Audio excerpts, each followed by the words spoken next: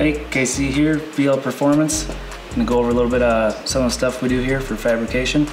Got an intercooler, customer just dropped off. Wanted the piping fixed, he just hit something with it and ripped his charge pipe, so went ahead and made this little guy to get him back on the road. We do keep fabrication stuff such as U-bends, J-bends, stainless and aluminum in stock. We keep couplers, silicone couplers. We got some V-bands here. Best way to do exhaust, I think.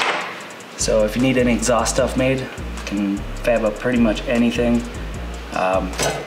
We do keep braided steel line in stock, so you can get fittings, any braided steel. We got a bunch of different sizes, so feel free to stop in, get any of that stuff. We also have some dimple dies.